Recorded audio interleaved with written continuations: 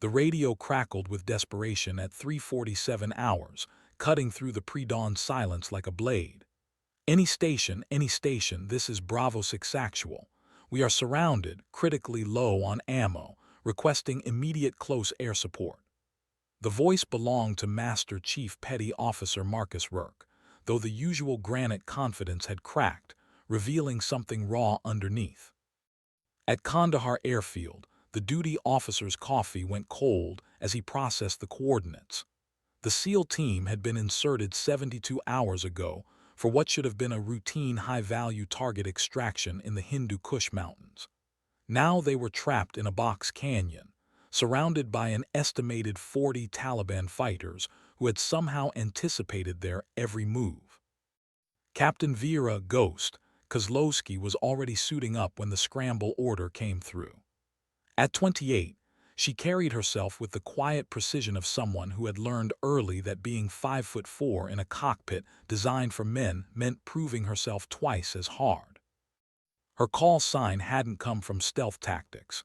It came from the way she seemed to materialize out of nowhere when things went sideways, delivering salvation with the distinctive growl of twin General Electric TF-34 engines.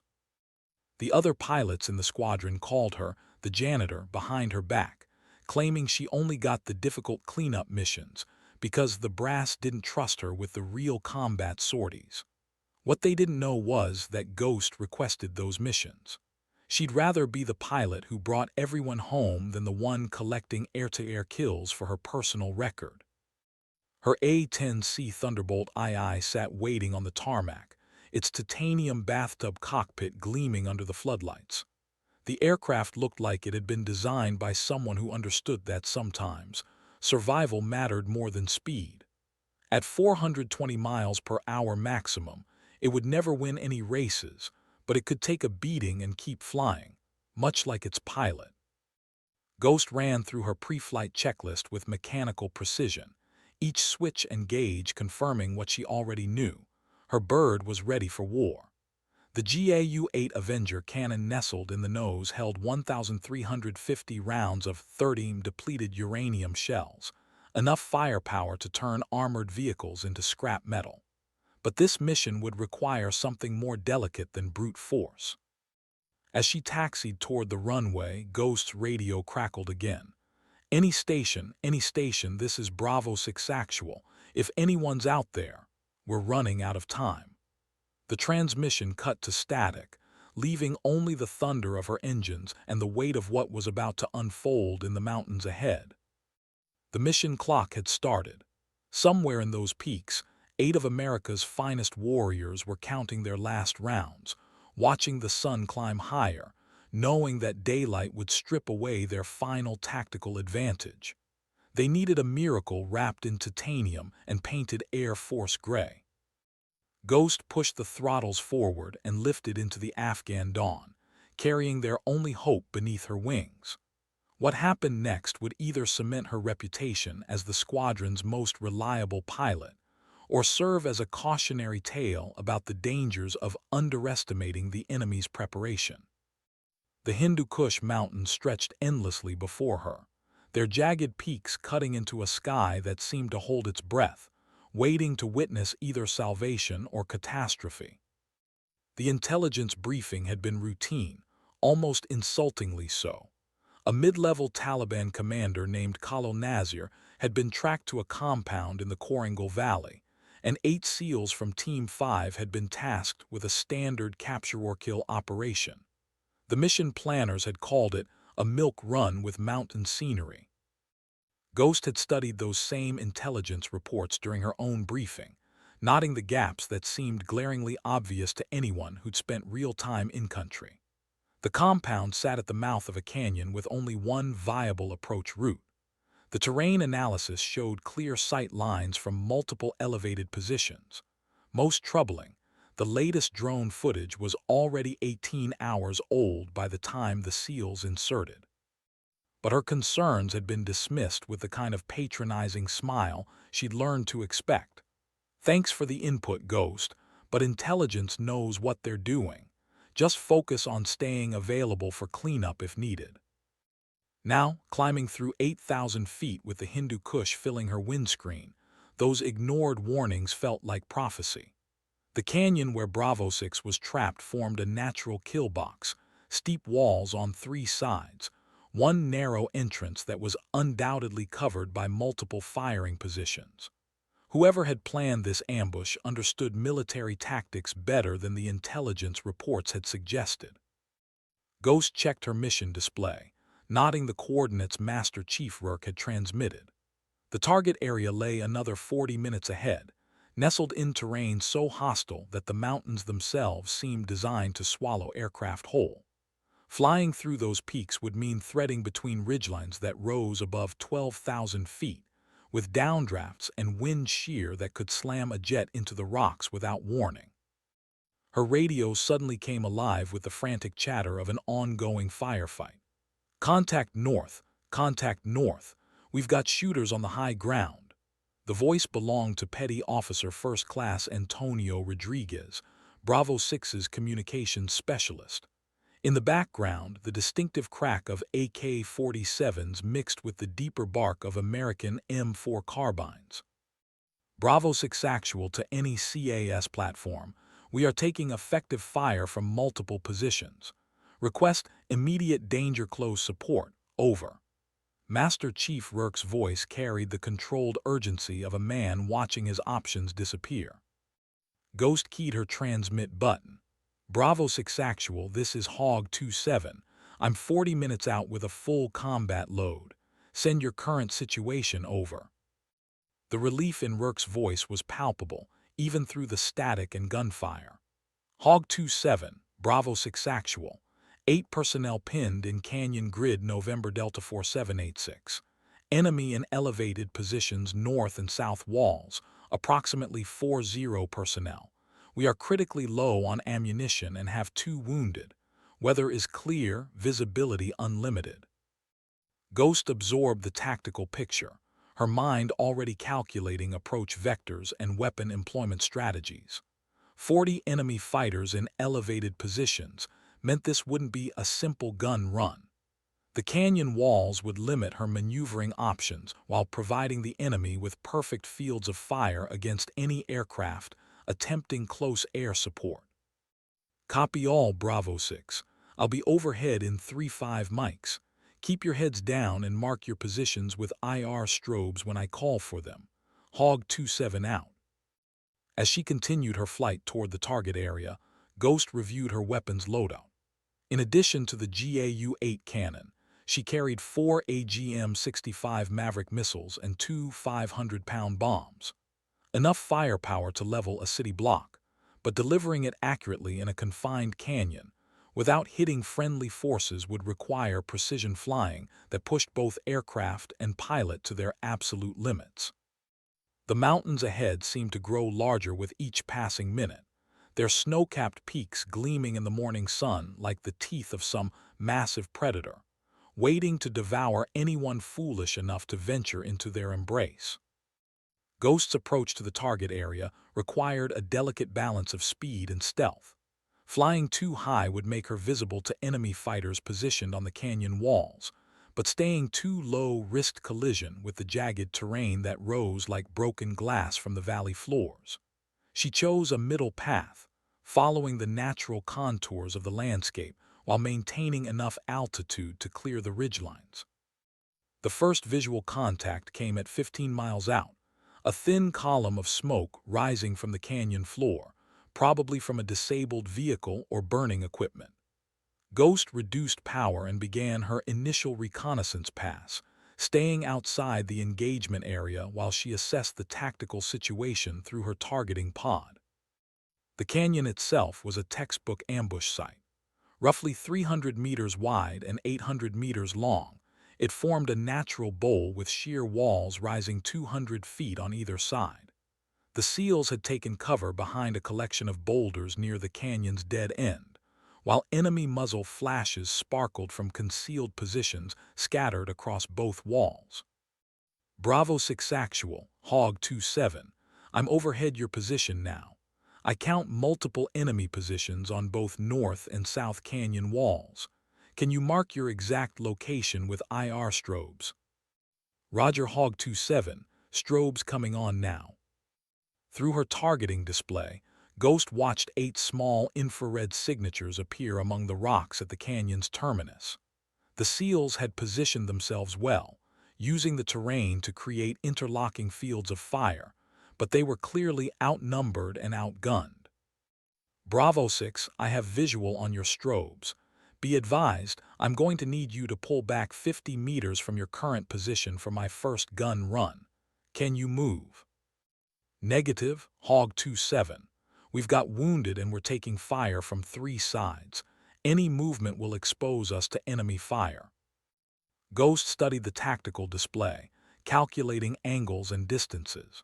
A standard gun run would require her to approach along the canyon's long axis, but that would put the GAU-8's 30 shells dangerously close to friendly positions. She needed a different approach, something unexpected that would give her the angle she needed while keeping the SEALs safe. The solution came to her as she watched a red-tailed hawk circle the canyon rim, riding the thermals that rose from the heated rock faces. Instead of approaching horizontally, she could enter the canyon from above, diving vertically down through the enemy positions before pulling out at the canyon floor. It was a maneuver that violated every principle of close air support doctrine. Diving attacks in confined spaces left no room for error and minimal time for target identification. But sometimes, unconventional problems required unconventional solutions. Bravo 6 Actual, I'm going to try something different. When I call guns, guns, guns, I need everyone flat on the ground and covered. This is going to be danger close. Copy that, Hog 27, we trust you. Those 4 words, we trust you, carried the weight of 8 lives and the reputation Ghost had spent years building. As she positioned her aircraft for the attack run, she could almost hear the voices of every pilot who had ever questioned whether she belonged in the cockpit, every instructor who had suggested she might be better suited for transport duty, every commander who had assigned her the missions nobody else wanted. Today, none of that mattered. Today, there were 8 Americans trapped in a canyon, counting their remaining ammunition and watching the sun climb higher, knowing that each passing minute brought them closer to being overrun. Ghost rolled into her attack dive, the A-10's nose pointing straight down into the canyon like a thunderbolt hurled by an angry god. The enemy fighters scattered like ants as her aircraft's shadow passed overhead, but they were too late to avoid what was coming. The dive attack proved more challenging than Ghost had anticipated. Entering the canyon at a 70-degree angle, she had perhaps 3 seconds to identify and engage targets before pulling out to avoid impacting the canyon floor.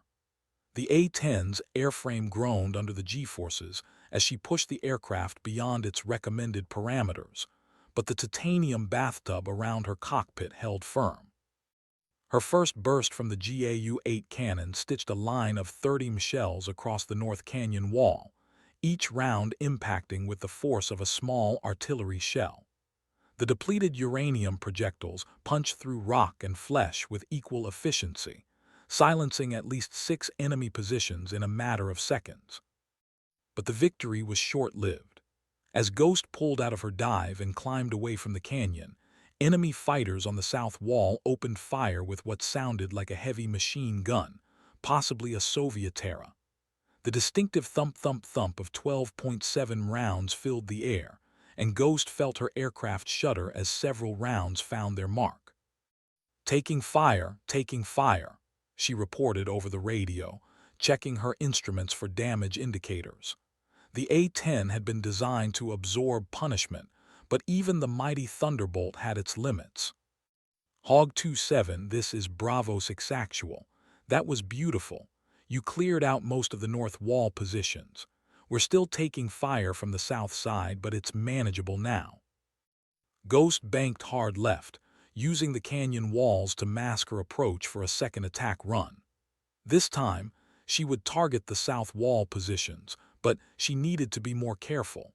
Her aircraft had already taken damage, and another encounter with heavy machine gun fire might end her participation in this fight permanently. As she lined up for her second attack, Ghost noticed something that made her blood run cold. New muzzle flashes were appearing along the canyon rim, not from the original ambush positions, but from reinforcements that had moved into place during her first attack. The Taliban fighters weren't just defending their current positions. They were adapting to her tactics and repositioning to counter her next move. Bravo 6, be advised, I'm seeing new enemy positions along the canyon rim. This might be about to get a lot more complicated. Roger that, Hog 27. We're seeing the same thing down here. Looks like they've got us completely surrounded now. Ghost gritted her teeth and pushed the throttles forward. The situation was deteriorating rapidly, but giving up wasn't an option. Somewhere below, 8 American warriors were depending on her to even the odds, and she'd be damned if she was going to let them down. Her second attack run targeted the heavy machine gun position on the South Canyon wall. This time, she approached from the side, using the terrain to mask her approach until the last possible moment. The enemy gunners never saw her coming until the GAU-8 cannon lit up their position like a deadly fireworks display.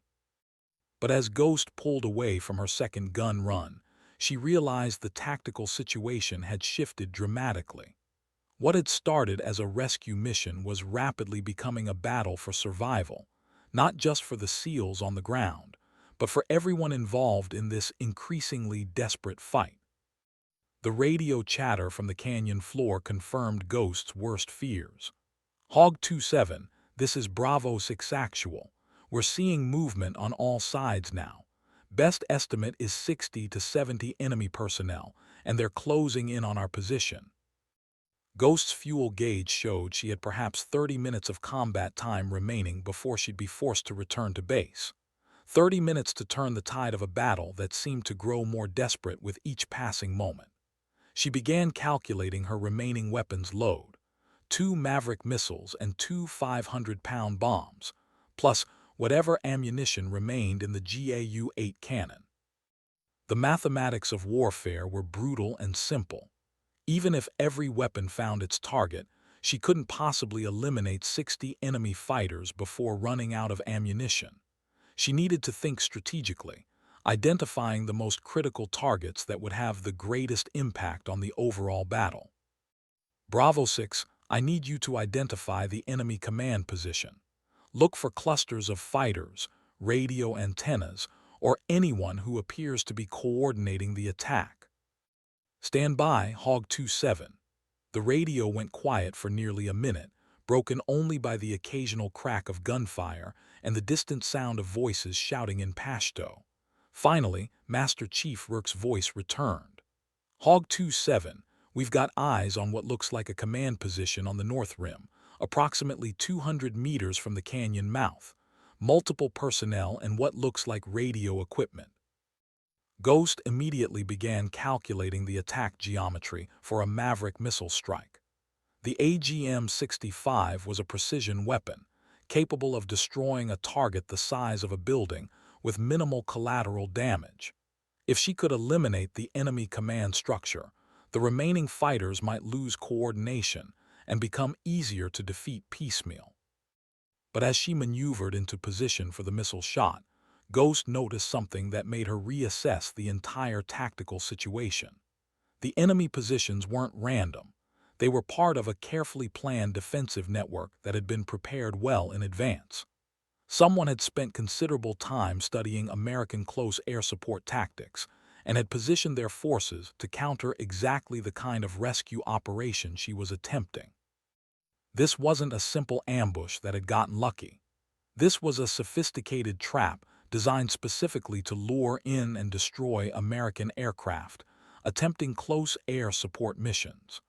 Ghost realized she was facing an enemy commander who understood her capabilities as well as she did, and who had prepared accordingly.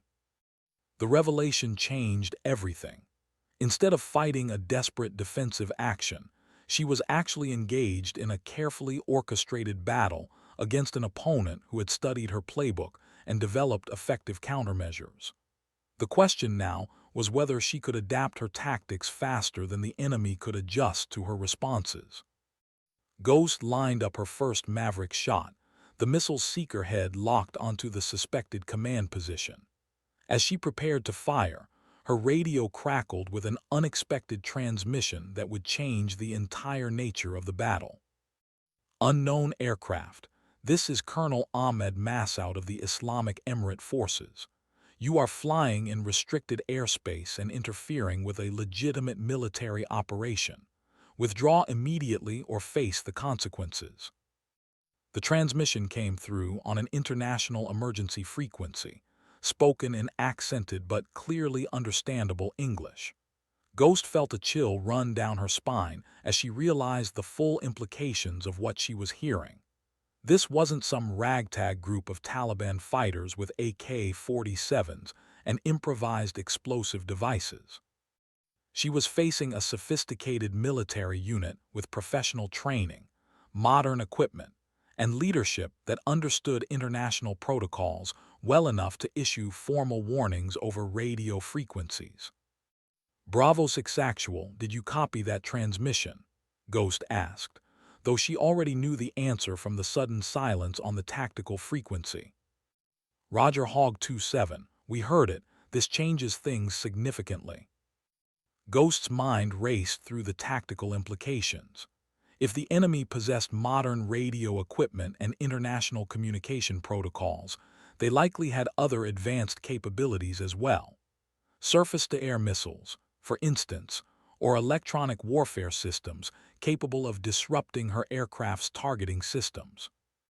As if summoned by her thoughts, her radar warning receiver suddenly came alive with the distinctive tone that indicated enemy radar lock.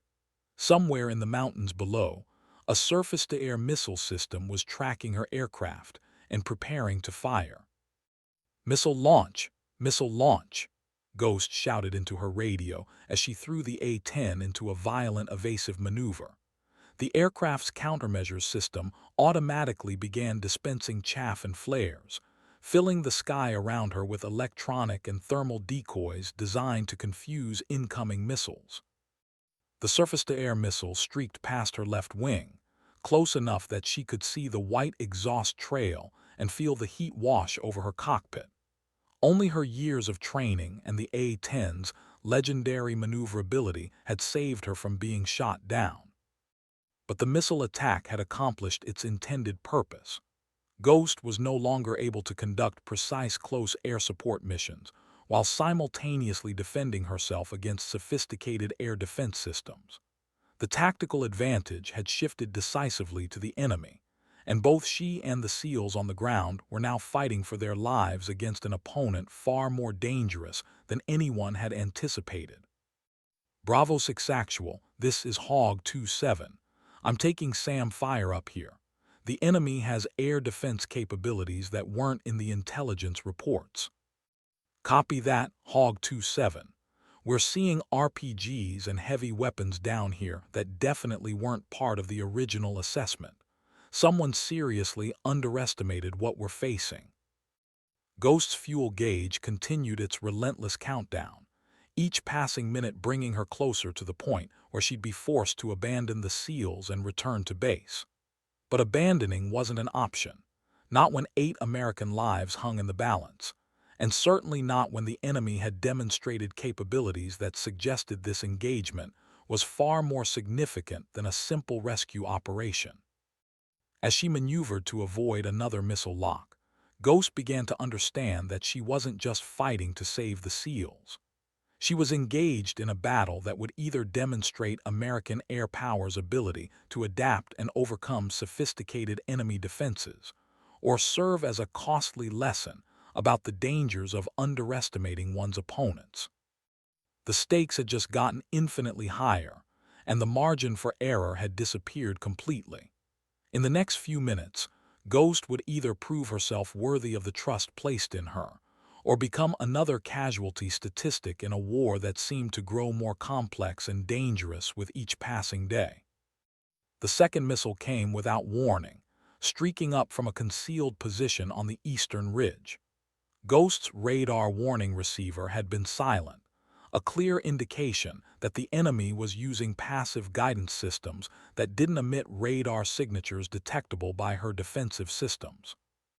This time, her evasive maneuver wasn't quite fast enough. The missile detonated 50 meters off her right wing, sending shrapnel tearing through her aircraft's fuselage. The A-10's redundant systems and armored cockpit saved her life, but the damage was significant. Her right engine began running rough, hydraulic pressure dropped in 2 of her 3 systems, and several warning lights illuminated across her instrument panel. Hog 27 is hit, repeat. I am hit, Ghost reported, fighting to maintain control as the aircraft tried to roll inverted. I've lost my right engine and multiple systems, but I'm still mission capable. The words came out more confident than she felt. In reality, her aircraft was severely damaged and becoming increasingly difficult to control. Any rational pilot would declare an emergency and head for the nearest friendly airfield. But rationality was a luxury she couldn't afford with 8 SEALs depending on her for survival. Ghost, this is Kandahar Control. We monitored your transmission. Are you declaring an emergency? The voice belonged to Major Patricia Hendricks, the duty controller who had been monitoring her mission since takeoff.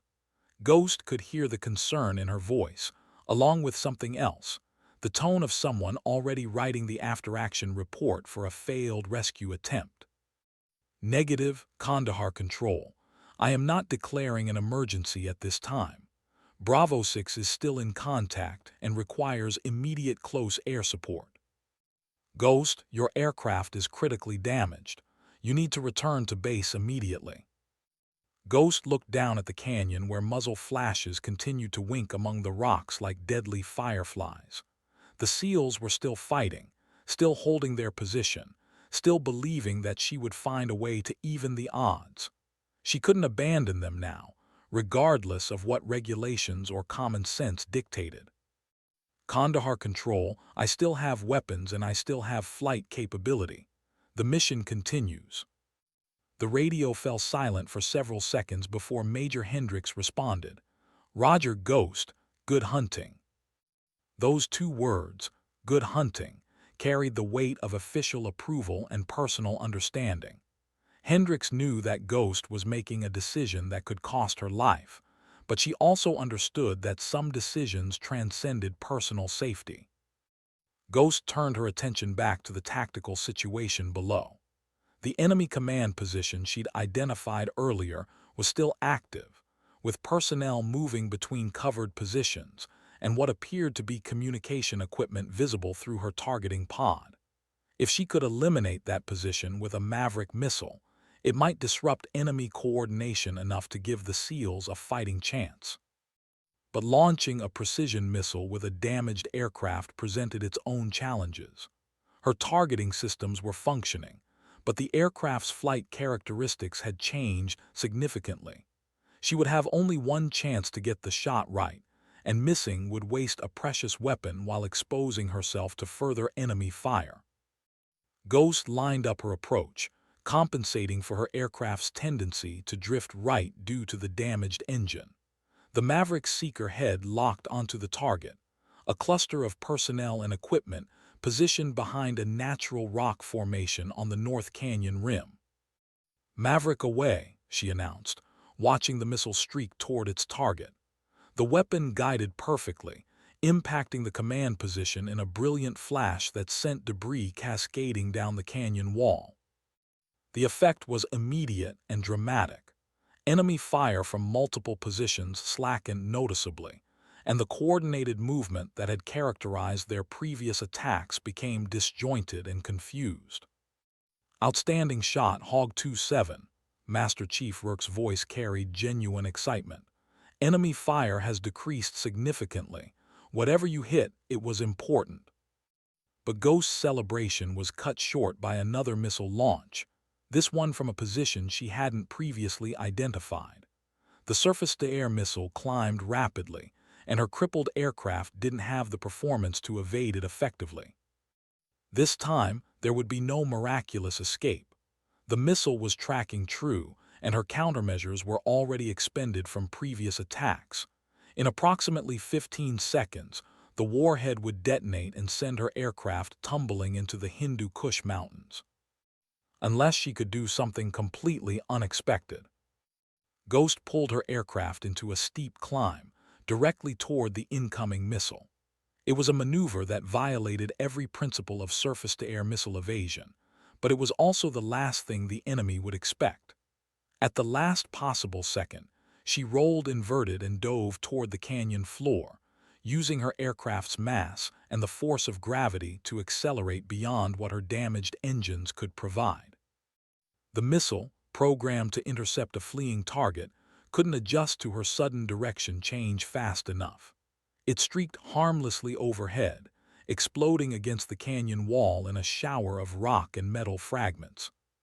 But Ghost's desperate maneuver had cost her altitude and energy she couldn't afford to lose. Her aircraft was now flying barely above the canyon floor, surrounded by enemy positions on all sides, with insufficient power to climb out of the engagement area. She was trapped in the same box that held the seals, and her options were disappearing rapidly. In the next few minutes, she would either find a way to turn her desperate situation into an advantage, or join Bravo 6 as another American unit pinned down and fighting for survival in the unforgiving terrain of Afghanistan. Flying at canyon floor level presented Ghost with a unique tactical opportunity she hadn't anticipated.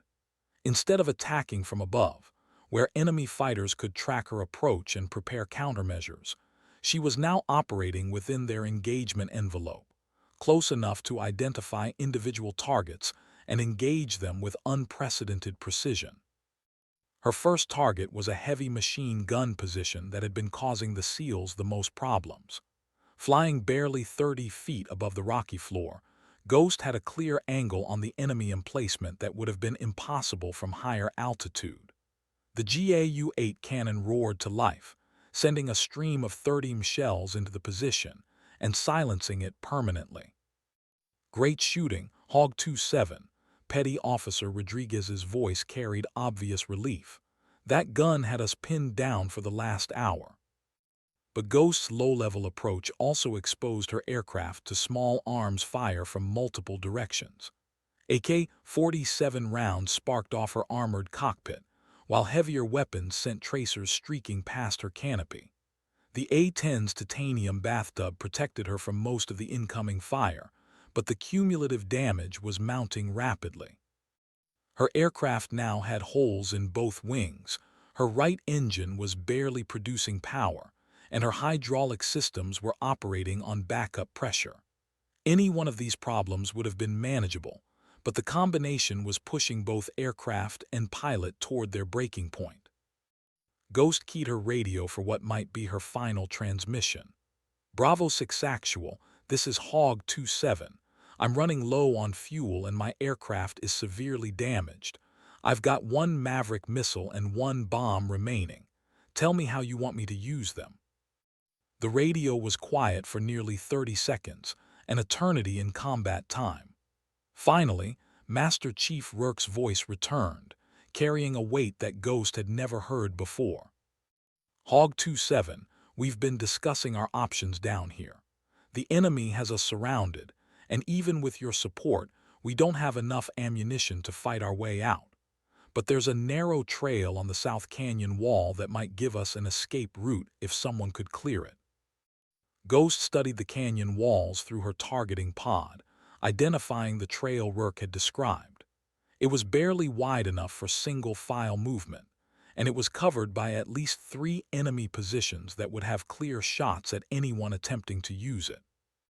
"I see the trail, Bravo 6. The enemy has multiple positions covering it, but I think I can clear them with my remaining weapons." "Negative, Hog 27. That's not what we're asking." Ghost felt her stomach tighten as she began to understand what the SEALs were really requesting. They weren't asking her to clear the trail. They were asking her to create a distraction significant enough to draw enemy attention away from their escape attempt. "Bravo 6, clarify your request."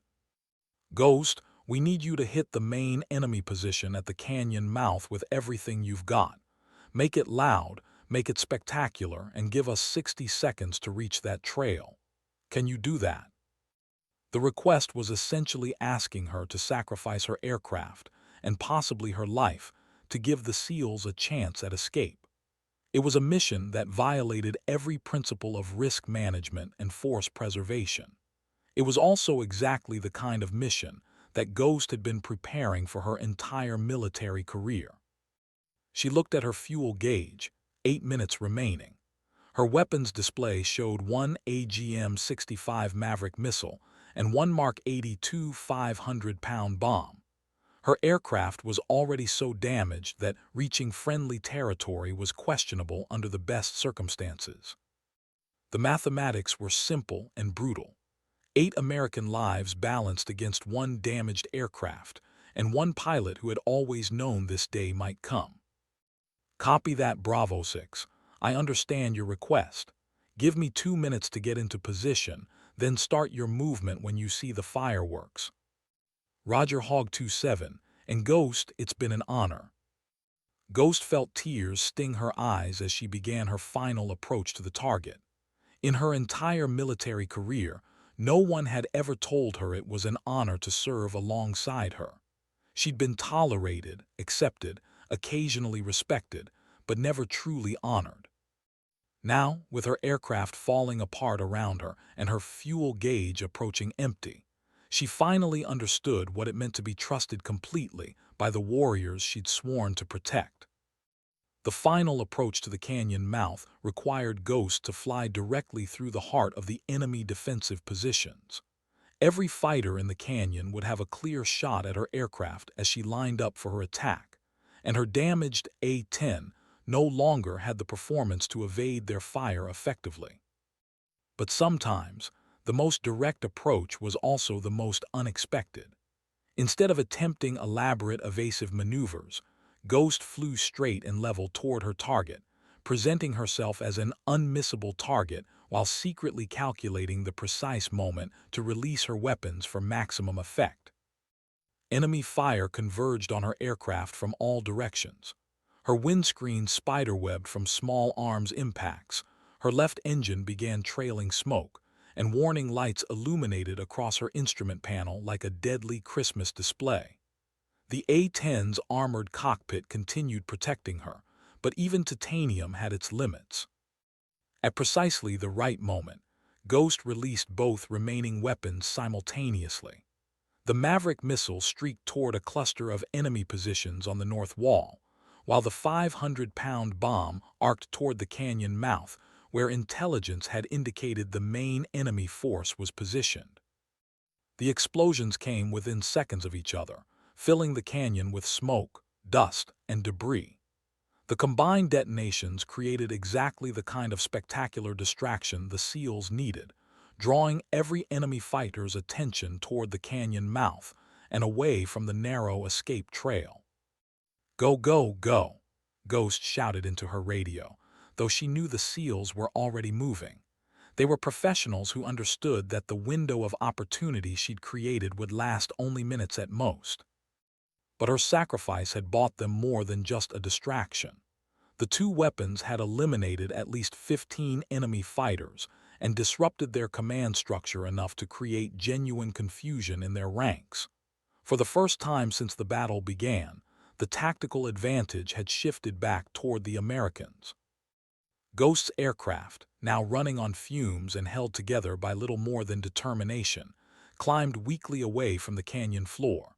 Her mission was complete, but her own survival remained very much in question. Both engines were now producing minimal power, her hydraulic systems had failed completely, and her fuel gauge showed less than 3 minutes of flight time remaining. "Hog 27, this is Bravo 6 Actual. We're clear of the canyon and moving toward the extraction point. Your attack worked perfectly. All 8 personnel are mobile and headed for safety." The words hit Ghost like a physical blow, but instead of despair, she felt something she'd never experienced before in combat: complete satisfaction. Every round she'd fired, every risk she'd taken, Every regulation she'd bent had served its intended purpose. The SEALs were alive and moving toward extraction, which meant her mission was successful regardless of what happened to her aircraft. Roger, Bravo 6. Good luck reaching your extraction point. Hog 27 is RTB. RTB, return to base. The words carried optimism that Ghost wasn't sure she felt, but sometimes optimism was its own form of courage. As her crippled aircraft limped away from the Hindu Kush Mountains, Ghost began calculating whether she had enough fuel and engine power to reach friendly territory. The mathematics weren't encouraging, but she'd beaten worse odds before. Behind her, 8 American warriors moved through the mountain darkness toward safety, carrying with them the story of a pilot who had risked everything to bring them home. It was a story that would be told and retold in ready rooms and squad bays, growing with each telling until it became the kind of legend that inspired the next generation of warriors. But legends were for other people. Right now, Ghost was just a pilot in a damaged aircraft, flying on fumes and determination, trying to make it home. The flight back to Kandahar airfield became a desperate race between fuel consumption and distance remaining. Ghost's aircraft, now running on a single engine producing less than half power, consumed fuel at a rate that made her arrival at base increasingly questionable with each passing mile. Her radio crackled with concerned voices from multiple sources. Kandahar Control was coordinating emergency services, while other aircraft in the area offered to provide escort or assistance. But there was little anyone could do except watch and wait as her aircraft struggled across the hostile terrain between the Hindu Kush and safety. Ghost, this is Viper Lead. I'm 5 miles to your north with a full fuel load. Do you need me to escort you home? The voice belonged to Major Jake Morrison, an F-16 pilot who had never spoken to her before except to make sarcastic comments about A-10 performance during briefings. Now his offer carried genuine concern and professional respect. Negative, Viper Lead, but thanks for the offer. I'm managing my fuel carefully and should make it to Kandahar with minimal reserves. It was a lie, but a necessary one. Ghost had no intention of risking another aircraft by accepting escort from a fighter that couldn't provide any meaningful assistance with her mechanical problems. If she was going to crash in the Afghan wilderness, she would do it alone. Her fuel gauge now showed less than 2 minutes of flight time remaining, while Kandahar,